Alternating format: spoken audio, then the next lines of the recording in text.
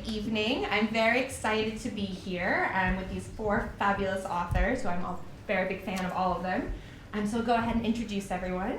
Directly next to me is Jandy Nelson, who probably does not need any introduction.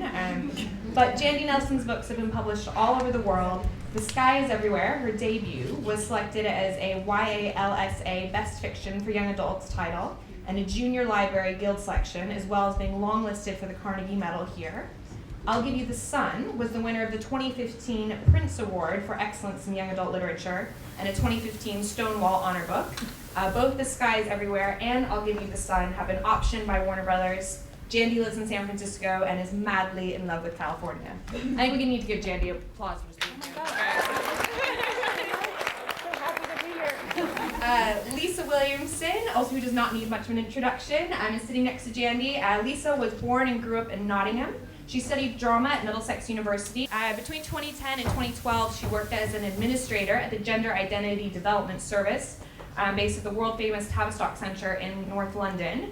And that's the NHS service for under 18 struggling with gender identity. The young people who use the service there inspired her to write a story from the point of view of a transgender teenager, and that eventually became The Art of Being Normal, which I think it's worth pointing out is on the Waterstones shortlist for Best Book. So yay, Lisa. And Jandy. And Lisa now lives in North London.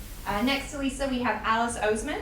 Alice is from Rochester, Kent, and is currently attending Durham University reading English. Her debut novel, Solitaire, was signed when she was only 18 years old and was published to critical acclaim. The Times called it the catcher in the rye for the digital age. Like her characters, Alice was once a sarcastic teenager who spent all of her time on the internet. Now she's a sarcastic 21-year-old who spends all of her time on the internet. She's very active on Twitter and Tumblr, and her writing of Radio Silence and Solitaire have been significantly inspired by behavioral trends on Tumblr. So yay for Alice.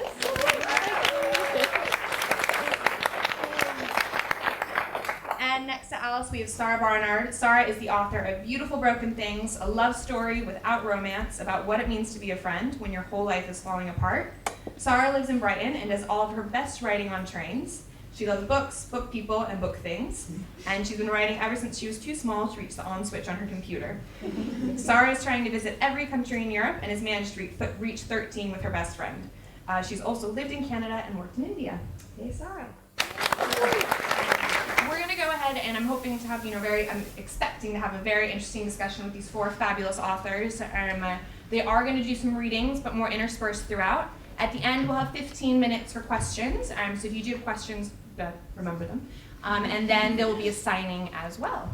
So I think it's good to get started since, and very important, the hashtag.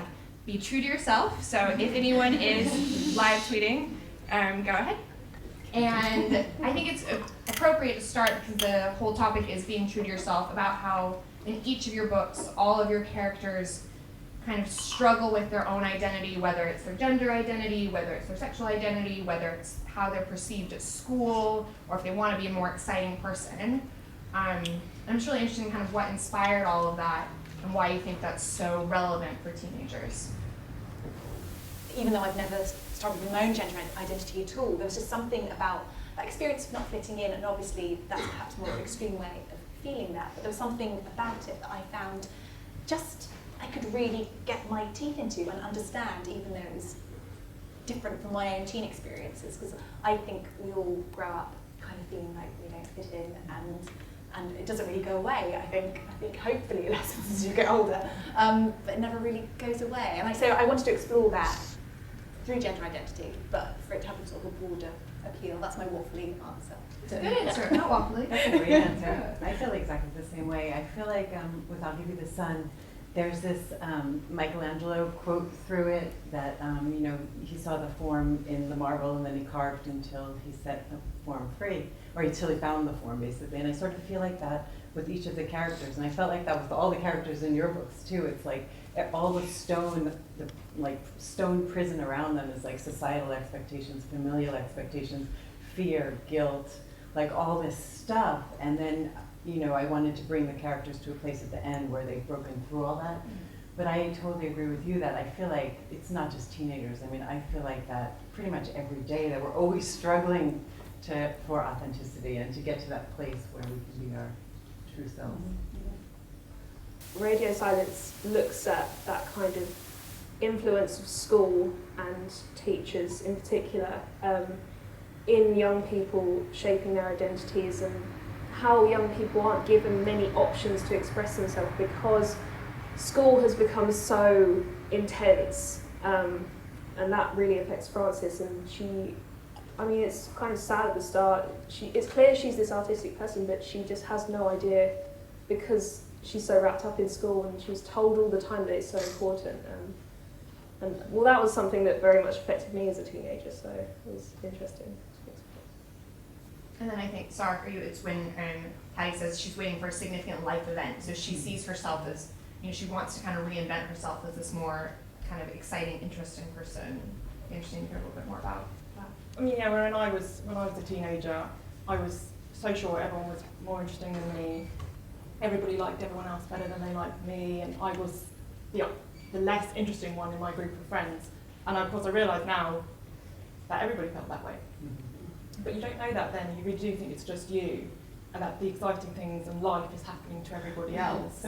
So I kind of wanted to have a story where that was still almost true, that the story is still actually happening to somebody else, but the reverberations it can have for you, and how it's not always a good thing to have significant life events, or to interesting things aren't always good things. I think the point about how something big happening isn't always good, that plays really nicely into The Sky Is Everywhere. For when Bailey's sister, when Lenny, when her sister passes, she all of a sudden feels like she's almost been woken up, but in a bad way. And that's a really relatable, interesting thing. What do you ladies think about the difference? Because I think there's kind of levels of self-perception. So there's how you see yourself, how you want to be seen, and kind of how you really are. And with all of your characters, kind of, did you see them going through that journey, or do you think your characters are aware that they're trying to be like someone else? Obviously, in certain instances, it's a little more obvious externally. Mine, absolutely. I felt like, I'm just blabbering on mine. That's what we're here for. But I felt that so much, like that, especially, Noah, in the second half of the book, after tragedy strikes, he really doesn't want to be his authentic self, so he buries himself in normalcy. And I think with Jude as well, in the second part of the book, she even wears big clothes. She's just hiding. They go into hiding. So I think they're very aware that they're keeping their true self inside, but they don't know how to access. I think in The Art of Being Normal, there are all these levels of I think the character, so there's David who's struggling with gender identity, but everyone at school kind of assumes that, it's just probably gay. And so there is sort of these levels of, he knows who he is, and then his classmates think one other thing, and then I think there's also the idea of where he sees himself in the future, and there's all these different layers. And then with Leo, who is just so grumpy and wants to be invisible and doesn't want to get involved with anything. But then I think when you dig deeper, actually it's the opposite is true. So I just think there's lots of, we're all like that, with all these different layers of how we want to be seen, how people see us, how things turn out. Yeah, with Beautiful Broken Things, it was Caddy and Suzanne are both struggling with what they think people think of them. And Caddy thinks she's the nice one, and that makes her boring, and then Suzanne's being told that she's the bad one, and that's not exciting, that's a bad thing, and so she thinks, she's kind of internalised that and thinks that she's bad. And so Caddy starts to learn more about herself through the eyes of this other person, and it also happens the other way around. So it's the perception of a friend who can see some good in you, and what a difference that can make. I wanted to explore that as well. And then would you say, Alice, that for in Radio Silence, is Frances, like you're saying, she's kind of not really accepting herself as an artist because she sees herself the way that everyone else sees her? Yeah. I mean, the pressure is so intense on Frances, and it has been her whole life to succeed academically, that it, at the start at least, it just doesn't even kind of cross her mind that art is like even part of her, to be honest. She just thinks of it as kind of something she does on the side, not really that important to her, whereas in reality, it's quite clear that that's what she enjoys doing the most. So, whereas compared to Alid, who is clearly aware that he is a little bit different to everyone else in that he is more artistic, but he's kind of actively being forced to repress that side of himself by his family and school as well. So there's kind of different levels of repression of identity. You know, it can come from inside, or it can come from external factors, or it can be a mixture of lots of different things. That was a great line. I hope someone tweeted it. Different levels of repression of identity. Good stuff. Thank you, ladies. I kind of talking about art. If Jandy, would you feel okay doing your reading now? Yes, of course. Okay, so I'm going to read a section from Noah's point of view. So oh God, these are so foggy. He's 13, and this is like sort of right as the rift between he and Jude is just developing. Jude's his twin sister. Okay.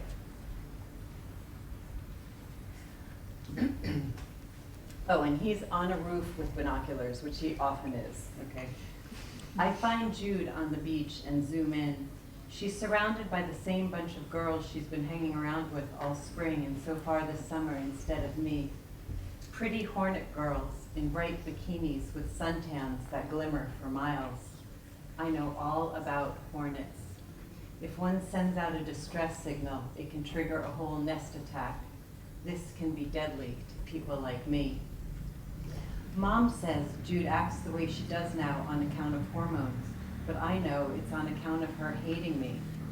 She stopped going to museums with us ages ago, which is probably a good thing, because when she did, her shadow kept trying to strangle mine.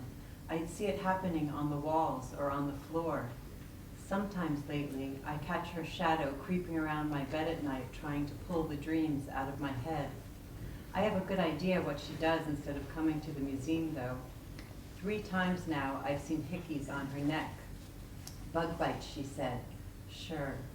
I heard while spying that she and Courtney Barrett had been riding bikes down to the boardwalk on weekends where they tried to see who can kiss more boys. Okay, by the way, I'm going to break in here. Noah does these mind paintings, and so that's what I'm reading. So, portrait, Jude braiding boy after boy into her hair. The truth is, Jude doesn't have to send her shadow after me. It's not like she can't take Mom down to the beach and show her one of her flying sand women before the tide wipes it out. It would change everything. Not that I want that, not one bit. The other day, I was watching her make one from the bluff. She was at her place 3 coves away. This time, it was a big round woman, like always, except she was halfway turned into a bird. So incredible, it made my head vibrate. I snapped a picture with Dad's camera, but then something really horrible and maggoty came over me, and as soon as Jude had walked off and was out of sight and earshot, I slid down the whole cliff, raced through the sand, and roaring like a howler monkey, knocked into the awesome bird woman with my whole body, toppling and kicking it to nothing. I couldn't even wait for the tide to take it out this time. I got sand everywhere, in my eyes and ears and down my throat. I kept finding it on me days after, in my bed, in my clothes, under my nails. But I had to do it. It was too good. What if Mom had gone for a walk and seen it? Because what if it's Jude who has it? Why wouldn't that be the case? She surfs waves as big as houses and jumps off anything. She has skin that fits, and friends, and Dad, and the sweet wine gift, and gills and fins, in addition to lungs and feet. She gives off light, I give off dark. Portrait, self-portrait, twins, the flash light and the flash dark. My body's tightening into a wrung towel from thinking like this, and all the colors spiraling off of everything. Self-portrait, gray Noah eating gray apples on gray grass. I think that's a really nice, I love that, I love so much about I'll Give You the Sun, but I especially love the sibling relationship between Noah and Jude, and I think actually all of your books cover really beautiful sibling relationships. You know, what drew, even in Radio Silence Alice, where Francis is an only child, so obviously Aled and Karis have a quite intense sibling relationship. Kind of what, did you always know that your characters were going to have strong sibling relationships? Kind of why do you think that's interesting to write about? Yeah, I've always found it really interesting maybe just because I'm personally very close to my brother, but I know, I mean, I've had friends who hate their siblings. I think sibling relationships are interesting because they can vary so much. You know, they can be your best friend, or you can absolutely hate them. So yeah, it's just quite a unique relationship with someone. It's different to friends. It's different to with your parents. I find it interesting to explore in different ways.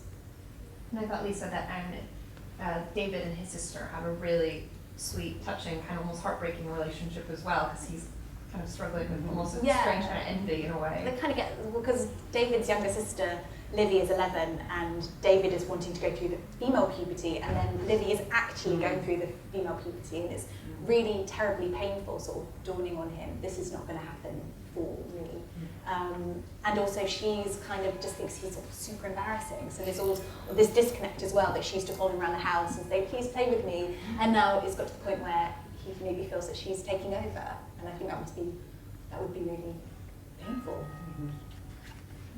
And then Sara, would you feel that, because Katie, obviously, or Caddy and her sister have a really interesting relationship. Her sister was one of my favorite characters. And what do you think, since your book is so much about friendship, do you think that their sister relationship kind of influenced the power of friendship in the book, or? Well, I think it's the sibling relationships, if you have them, have such a huge effect on who you are. Like my older brother and sister, and my sister especially, because I'm very close to my sister. Like I can't even imagine how different I would be if it wasn't for her. And you know, your friends stay with you, hopefully stay with you or like through your life, and your partner hopefully will too. But your siblings are the people who are there for your entire life. And they are the people, it's kind of a unique thing, because they are the only ones who understand your family. There's nobody else who understands how weird your parents are, or that, you know, all of those things that kind of made you, that nobody else will ever know, they've experienced alongside you. So they know you differently, I think, than even your parents do.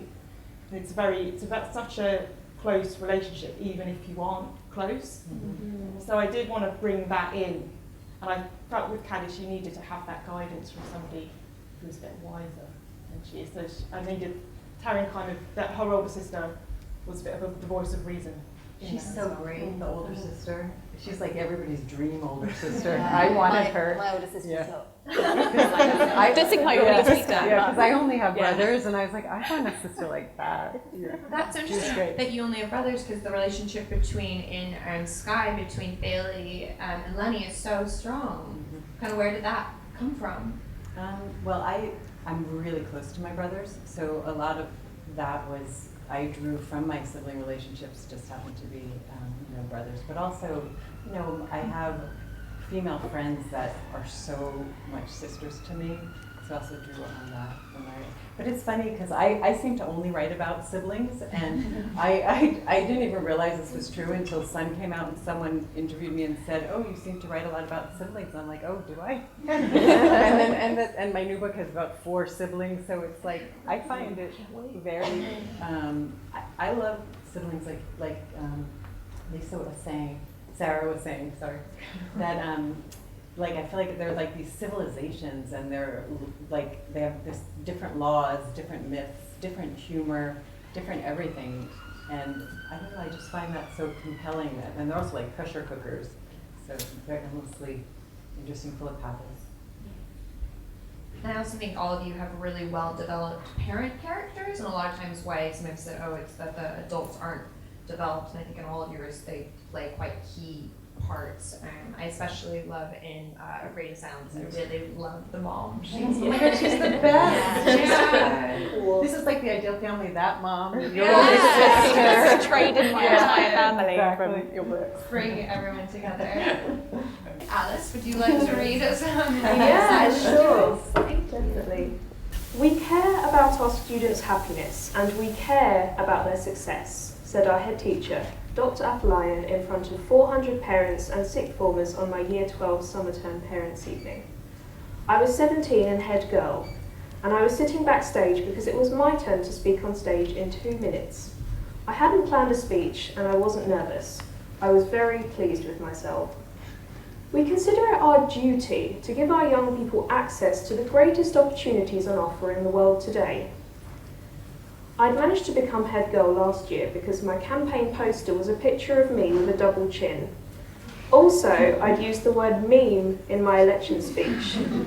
This expressed the idea that I didn't give a shit about the election, even though the opposite was true, and it made people want to vote for me. You can't say I don't know my audience. Despite this, I wasn't quite sure what I was going to talk about in my parents' evening speech. Athlion was saying everything I'd scribbled down in the club night flyer I found in my blazer pocket 5 minutes ago. Our Oxbridge programme has been particularly successful this year. I crumpled up the flyer and dropped it on the floor. Improvisation it was. I'd improvised speeches before, so it wasn't a big deal, and nobody could ever tell they were improvised anyway. Nobody ever even wondered whether they were. I had a reputation for being organised, always doing homework, having consistently high grades, and having Cambridge University ambitions. My teachers loved me, and my peers envied me. I was clever. I was the top student in my year.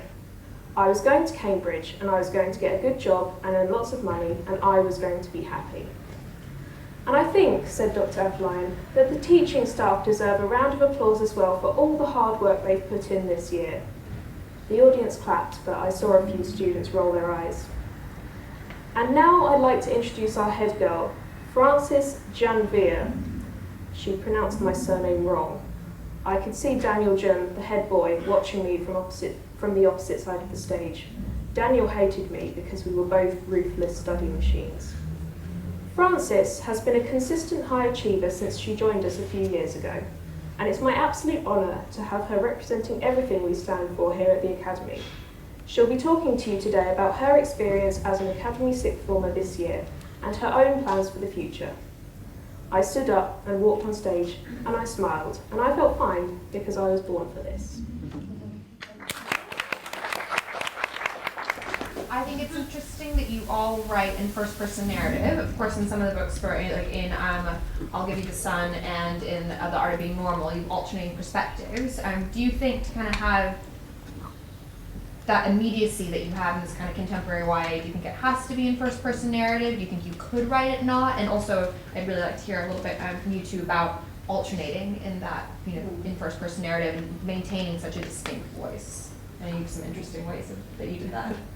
With I Give You the Sun, I was actually having problems going back and forth at first, and it took me about 4 months or 6 months even to realize that to write the book, I was going to have to write Noah's story start to finish, and then Jude's story start to finish. And when I was working on Noah's story, I would lock Jude's file, and I wouldn't let myself go in. And then only after I finished both did I start intertwining, and that took like about another year. And it was sort of like writing a whole new novel. I lost like 50,000 words at that point. So it's, it was definitely an interesting process for me. With my new book, I'm trying to do it in third person. And there's 5 point of views, pretty much. So I'm finding it actually thinking now I might write it in first person and then put it in third later, because I do feel like when you're writing in first person, there is an immediacy that you become the character more readily. Yeah, I've tried third person, and then I just always go back to first. And I write in present tense as well. I don't know, that I think maybe adds to the immediacy. But in terms of writing from the 2 different perspectives, sometimes it's quite nice because I was sick of one of their voices. I could switch to the other. Yeah. But sometimes you would write the scene from both point of views and then sort of work out. Actually, who should be telling us? I have a question actually. So your book is really riveting. Like I stayed up so late reading your book, and it really propels forward so much. And so did you make sure? I can't remember now that each chapter you moved forward in time. So you never, or did you overlap? I think there wasn't. I think there were a few overlaps, but not many. Normally you jump into it, But I think there was just a few maybe sort of intense bits in the middle where where they're both together. Because for much of the novel, they're kind of living their separate lives, and then bam, they're thrown together, and then it's a bit more. Did you guys ever think about doing alternating perspectives, Sara, especially for you, because I think you might have said in an earlier draft, was it from Suzanne's perspective or? No, the very, very original. You have to tell everyone how old you were when you wrote it. I was 13. You're kidding! It was a very different story then. And it was not as good. I've had help since then. This is the prodigy side. Yeah. But that was actually in third person, the original. So and it was set before the book. It is now. So it's very, very different. But yeah, that was in third person. So. But with this story, it was always going to be first person. I did consider doing a dual narrative or even the 3 voices, but it would have taken up too much space and it wasn't essential to the story. So I stopped with that. Alice, what about you? The very first time I tried to write Radio Silence, it was in third person. But that didn't work for me at all. You do have the snippets though from University that are Yeah, even though they're still sort of in first person. I don't know. Because my stories are so heavily character focused, I find it quite difficult to write not in the first person. Just it from what you guys have said before, it just gets you into the mind of the character. It gives you a kind of access to the character's thoughts in a way that I don't think third person really can ultimately. Actually, I don't know if you've done this too, but sometimes if I'm struggling with a scene, or if I think it's not really quite working, I will write it from the first person point of view of another one of the characters to see how they're seeing my character. And then sometimes that solves the problem. And really, even though you know you're never going to use it, it's just a way of making sure you know all of your characters, not just the one you're inside. And steal that. On that, Sara, would you like to read a little bit to us? I thought it was the start to a love story, finally. The boy, who looked to be around my age, or slightly older, had skidded to a stop in front of me. He gave me a quick, obvious once-over, and then switched on a wide, flirtatious grin. His friend, better looking, but very much not grinning flirtatiously at me, rolled his eyes. "Hey," the boy said, just like that. "Hey." "Hi," I said, sending up a quick prayer that my bus wouldn't arrive before the conversation ended. I tried to flick my hair casually, difficult to do when it's a touch on the bushy side, and lifted my chin, like my sister once showed me when she was trying to teach me how to act confident. "What flavour have you got?" "What?" He gestured to the shakeaway cup in my hand. "Oh," I said, stupidly. "Toblerone?" I'd only had a few sips of the milkshake. I liked to let it melt a little before I started drinking it properly, and the cup was heavy in my hand. "Nice," the boy carried on grinning at me. "I've never tried that one. Can I have a sip?" Here is what I was thinking as I handed over my milkshake. He liked shakeaways. I like shakeaways. This is the moment. This is the start. And then his back was to me, and he and his friend were running away, their laughter lingering after them. When they were a few feet away, the boy turned, waving my cup triumphantly at me. "Thanks, love," he bellowed, either not realising or not caring that he was not old enough, not to mention suave enough, to pull off love. I just stood there with my hand holding nothing but air. The other people at the bus stop were all staring at me, some hiding smirks, others clearly pained with second-hand embarrassment. I adjusted my bag strap as nonchalantly as I could, avoiding anyone's gaze, seriously considering stepping in front of a passing bus. 3 days ago, I had turned 16, the first of my friends to hit this particular milestone, thanks to my early September birthday. And my parents had rented out a hall for my birthday party. "You can invite boys," my mother had told me, looking more excited by this prospect than anyone. The problem wasn't that I didn't want boys, definitely not. The problem was that I went to a girls' school. I could count the number of boys I knew well enough to speak to on one hand. Despite the efforts of my best friend, Rosie, who went to the mixed comprehensive and had plenty of boys/friends, the gender mix at the party was hopelessly unbalanced. I spent most of the night eating cake and talking with my friends, rather than flirting wildly and dancing with what Rosie called potentials, like 16-year-olds are supposed to do. It wasn't a bad way to see in a new age, but it wasn't exactly spectacular either. I mention this, so my "okay, have my milkshake, stranger" idiocy has some context. I was 16, and I honestly believed that I was due a love story. Nothing epic. I'm not greedy, but something worth talking about. Someone to hold hands with, etc. The milkshake meet cute should have led to that. But instead I was just me, standing empty-handed, and the boy was just a boy. Thank you.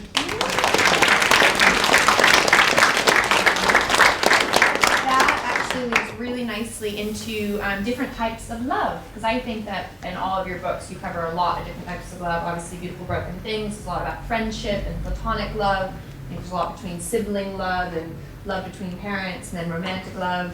Jandy, you do romantic love, very nice. Who's read, I don't know if you guys have all read Jandy's first one as well, The Sky is Everywhere, but it is like so ridiculously, amazingly romantic. I just reread it recently, so still clearly feeling buzzed from all the romance. But, you know, I think it's interesting to talk about the different types of love that they all experience, and yeah, go from there, guys. Yeah, I'll start. Well, if you've read Radio Silence, you will know that the two main characters are a boy and a girl, and they just remain friends throughout the book. And that was kind of one of the first things that I wanted to do with Radio Silence. That was really important to me, because I get very tired of books that, you know, there's a girl main character and then there's a boy main character comes along and you're like, oh, well, they're obviously going to get together at some point. I just kind of wanted to challenge that idea, because boys and girls can be friends. Yeah. But they do still very much love each other, and just very much. Yeah, no, exactly. So it's just as important, really. That's another thing that I was trying to get across, that their platonic bond is just as important as if they were a romantic couple. Jandy, sorry, I think you were going to say something. I just love the point in your book where you say that outright. Yeah. Like, if you thought this was happening, sorry. No. Sorry. And sorry about, I think it's, you know, like you said, when I introduced the books, that it's a romance without, you know, A love story. a love story without a romance. I was like, wait, no, that's a love story without a romance. And did you go into that wanting to write about the love between female friends? Yes. I wanted to write a story that didn't have a romance in it. It was what I wanted to do from the start. And it turned out to be really hard. So much of what we associate with storytelling, and especially YA, is all of the points you cover as you go through the story with the conflict and everything all relate to love stories. I'm sure you probably found this too. Yeah. And actually writing a story without them was actually quite, surprised me by how difficult it was, because you're so used to following that pattern. But at the same time, it's still a love story. The relationship between the girls, I think of it as a love story.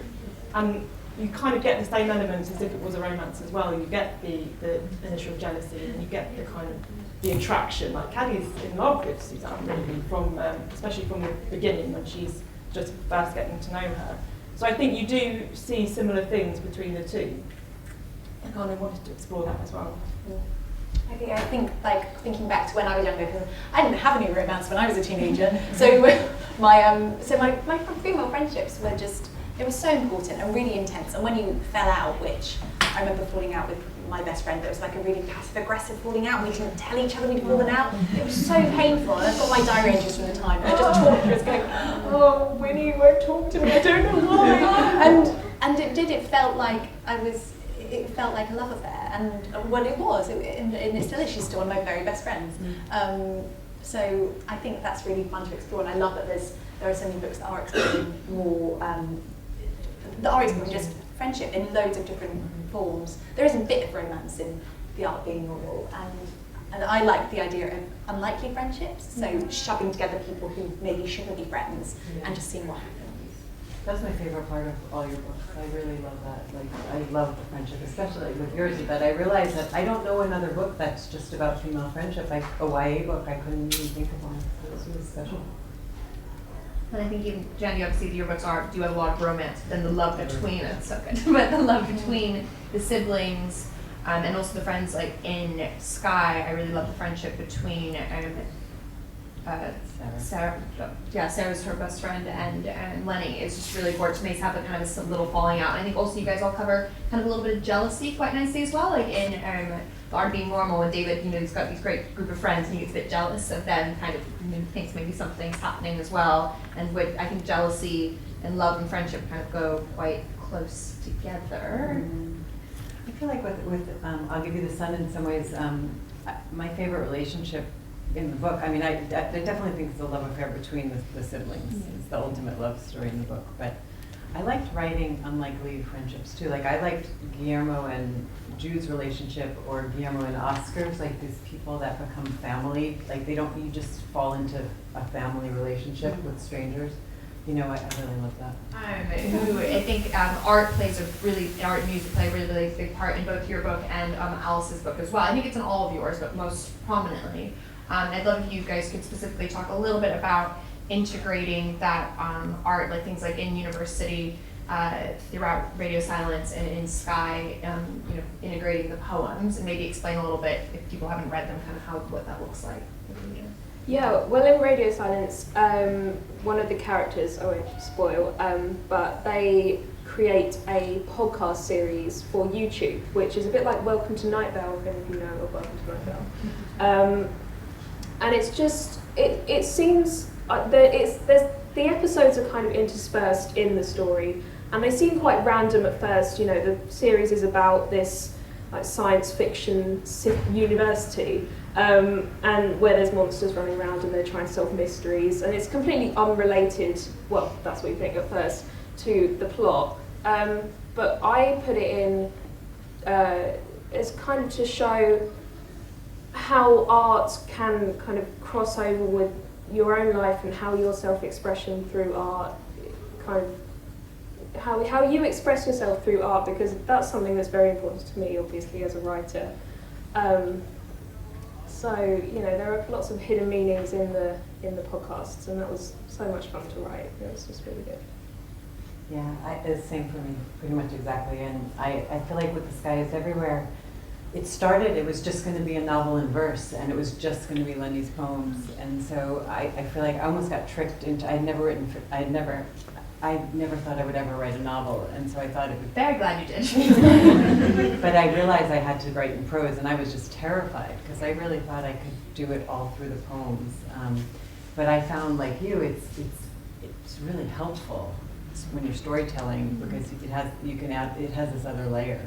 It adds another layer to the storytelling about what's really happening. Kind of emotional expression. Yeah. And I love the way in how it was almost like a puzzle as well. I found the poems, which was just another element that I just loved. And Lisa, if you want to do a reading for us as well. David and Leo, who these two really unlikely friends, have gone to the seaside together on sort of a mission. I won't say what that is, but it hasn't gone very well. And they're at the end of the pier. And this is told from David's point of view. The end of the pier opens up into a rectangular space dotted with metal benches and old-fashioned viewfinders. Leo walks to the edge, rests his hands on the metal rail and stares out to sea. I hover behind him, unsure what to do next. Out here the sea is a little choppier, but it's still eerily quiet, the only sound coming from the lapping waves below us. I can't help thinking the weather ought to be wilder, stormy and dramatic, not this strange version of silence. One of the metal benches has several bunches of drooping flowers fastened to it. I wonder what terrible thing might have happened in this very spot. I pull my coat tighter around my body as a shiver dances up my spine. We stand like that for several minutes, Leo staring out to sea while I stand behind him. When I was little, he begins, his voice hoarse, I wanted this toy garage really badly. I dared to move in beside him. It had like 5 stories, he says, indicating the height by motioning in the air, and a lift, and I thought it was just amazing. I cut out this picture of it from the Argos catalogue and I taped it to my headboard, and I'd lie in bed for hours and just stare at it. And I think I even dreamt about it because I wanted it that much, and because I wanted it so badly, I sort of convinced myself that if I got it, everything would be okay. It was just like all the other crap would disappear just because I had this garage. Anyway, I woke up on Christmas morning, I went downstairs, and there it was, under the tree with a massive red bow on it. And this thing I've been dreaming about for months, and I was so excited, and for like 2 days I thought it'd work, that everything was going to be okay, just because this load of plastic I wished for was actually mine. But then Mam's boyfriend at the time, Tony, Tia's dad, tripped over it and broke the ramp and didn't even say he was sorry. And Tia, she was his baby really, she kept putting her sticky hands all over it and losing the cars. And by the new year, it was ruined, and I realised I hadn't made things better, not even close. And most of all, I hated myself for being so stupid, even believing it would really make things better. That's the story of my life. Everything I want turns to crap. I should have learned that by now. You can't talk that way, I say urgently. You've got so much going for you, Leah. I don't want to hear it. Just leave me alone, David. I'm David today. Kate is clearly forgotten. I'm not leaving you, I tell him. Not while you're like this. I'm not going to chuck myself over the railings if that's what you're worried about, he mutters. I know you're not, I bluff. I'm still not leaving though. Friends don't do that. He spins round to face me. How many times do I have to say this? I don't want to be friends with you or anyone else. I just want to be left alone. I open my mouth to argue, but he gets in first. I mean it, just get lost, David. Go. I remain where I am. Go, he yells, tears building in his eyes. Leave me alone, David. Please, just piss off. I take a step towards him. Go away, he yells one final time, before turning his back on me, gripping onto the railings hard. I move in, put my hands on his shoulders and try to turn him to face me. At first he resists, thrashing angrily. Undeterred, I try again, and this time I can feel his exhausted body slowly giving in, going limp on my arms, his head collapsing on my shoulder. I hold onto him tight and let him cry. Thank you. I'd really like maybe if you guys could each just kind of touch a little bit about your writing processes. Don't listen to mine, it's a disaster. My second book, I've changed my mind 7 times about what it is. So I obviously have commitment issues, and I'm not very good at plotting. I have to write something to know if it would work. So sometimes I can plot out a whole book and think, brilliant, I've done it, and then I will try a plot point and I'm like, that doesn't work. And I have to have my character live it before I know that. So it's totally not economical. Without Being Normal is 85,000 words. I wrote 250,000 words for it. So don't do anything I do. One thing I will tell you though is I wrote all of I'll Give You the Sun, and the book is really about art. It's about, you know, these kids that have explosive visual sensibilities, and I wrote it in a completely pitch black room with earplugs in and a sound machine blasting. A lot of people know that, but it was just very weird. But for some reason, when I was in the dark and the computer screen was like this light portal, I felt like it was taking me into the story and allowed me to get closer to these guys than I ever had before. But in the dark room, as I'm with you, I wrote just so inefficient. I think you do a lot of really interesting research. I think you have a fun I do a prop lot to of show research. some of your prop. I do tons of research. Oh, here we go.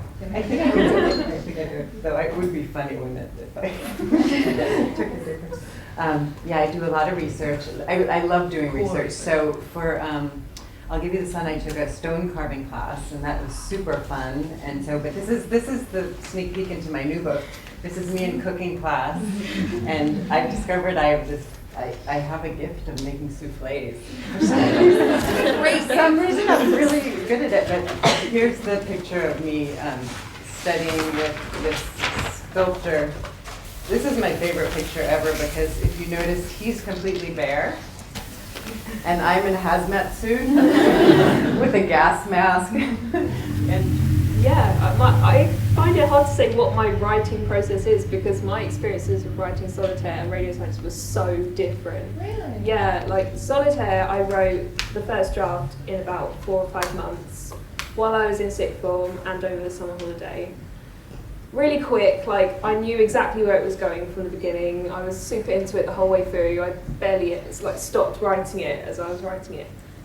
Whereas Radio Silence took like 2 years to write the first draft, and I restarted it probably like at least 5 or 6 times. I would write like 10,000 words or 20,000 words, and then I'd just be like, no, this is rubbish, I'm going to throw it away and start again.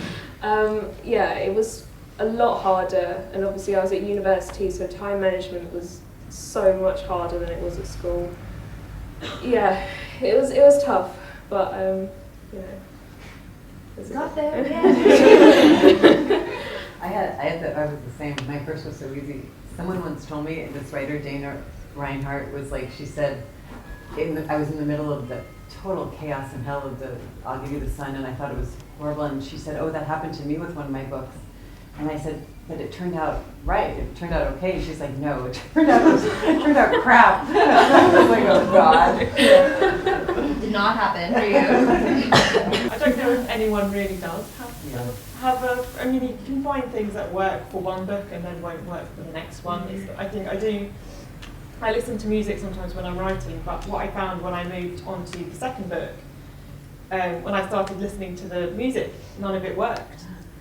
And I had to completely make a new playlist, which took some time. It wasn't procrastinating because it was very important that I did it. That's So interesting. so I had to make a whole new playlist because none of the music worked. And that was something I had no idea would happen. So you kind of surprise yourself by things you think, oh, this is my process. And then you try and do it and it doesn't work. But the books kind of, they dictate it a bit themselves, I think. The characters do anyway. We'll open it up to questions. I got loads of other stuff to talk about. Oh, we've got roving mic coming around here. So she was just asking if Alice has any advice for young people who want to write, and advice specifically about balancing writing and school and social activities as well. Okay. Well, for me, writing was my favourite hobby. It was just the thing I enjoyed doing more than anything. And I wrote solitaire because I wanted to. I didn't really have any, publishing ambitions when I started. My advice for teenage writers is don't underestimate your abilities. Like, I was halfway through solitaire and I started to think, I think this is pretty good. I think this is comparable to the things I read by published authors. I was like 17 at the time. Everyone was starting to think about careers, and I was thinking the only thing that I really want to be is an author. So, my main thought was like, why not just try? Like, it doesn't matter how old you are. I didn't even put my age in my query letter when I sent query letters to agents. I think you just have to believe in yourself and go for it, because just why not? It's easy to think that you can't do these things because you're young, but that's just simply not true. And as for balancing your time, I completely understand. Like, school is so much stress and pressure, and you have so much work all the time. When I wrote solitaire at school, I did not do much homework. I did most of my homework at school, so I'd have time to write at home. And added to that, I wrote most of solitaire during the summer holidays as well. I would advise time management, like organising yourself, and say, if writing is something that you really love doing, you've got to make it your priority, because school isn't everything. It's not, school grades, they are slightly important, but you need to put priority on the things that you love as well. So, I think for me, that's writing. Everyone says this is really about the revising, and I do think it's important you let it rip in that first draft, and then every draft you really start writing and getting to know the characters, and just keep drafting and drafting and drafting. Yeah. I'm really bad at self-editing as I go along. I think my problem is people say, what draft do you want? And I'm like, I don't really work like that. I wish I could just go and write a whole first draft and then go back to the beginning, and I'm trying to get better at that. So basically, I think the theme of this is don't listen to any of my writing files. But that's what I would do in an ideal world. I would just get it down and then go back, because that's the fun that I love editing. I love that. Me too, it's the best part. Yeah, I adore editing. Me too. When you have so much easier when you have something on the page to work with. It's a bit like painting, was keep kind of adding layers. And taking them away. More taking away. Yeah. Something, and at the time then I was working the gender identity service, and I just thought, I really want to write a story from the point of view of a transgender kid. And at that point, it was not with the hopes of getting published. Well, it kind of was eventually, but I just thought I'm going to give it a go. And I think I'm quite glad I went into it sort of thinking, I'm just going to write this and see where it goes, not knowing there was sort of this goal and that people would read it. And but I just think I don't think it's really about bravery. I just think it's about taking advantage of this wonderful job you have, which is to make stuff up. And then if there's research to be done, do your research, ask the questions if you're not sure. and hopefully that will ensure that it's a sort of an authentic and true voice. The question was about writing things outside your own experience. I did.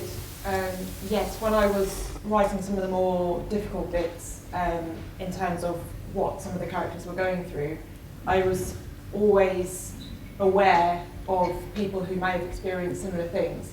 And sometimes I would think to myself, what would Suzanne think if she read this?